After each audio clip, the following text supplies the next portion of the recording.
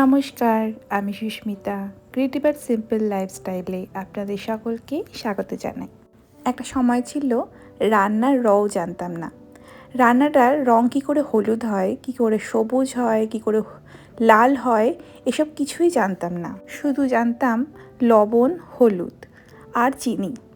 রান্নার মধ্যে যে হাজার রকমের মশলাপাতি দেওয়া হয় এবং কী রকমভাবে জিনিসটাকে ইউজ করা হয়, কিছুই জানতাম না।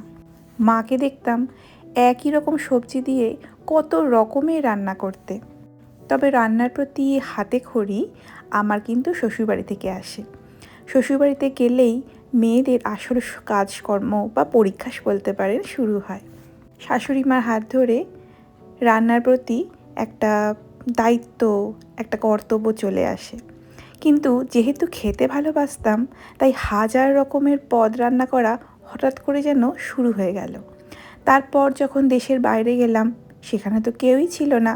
সেই জন্য রান্নার কাজটা তো আমাকেই করতে হতো।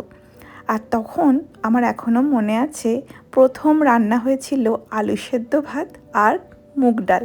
খুব ভয় ছিলাম জানেন, সামান্য একটা মুগ ডাল করতে গিয়ে যে এত ভয় পেতে হবে সত্যিই জানতাম না।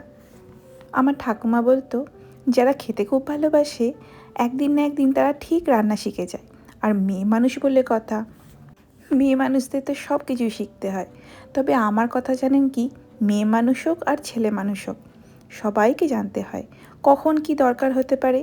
এই যেমন পোস্ত কত রকমভাবে আমরা খাই, ঝিঙে আলু দিয়েও যে খাওয়া যায় সেটা কিন্তু আমার শ্বশুরবাড়ি বাপের বাড়িতে দেখলেও জানতাম না।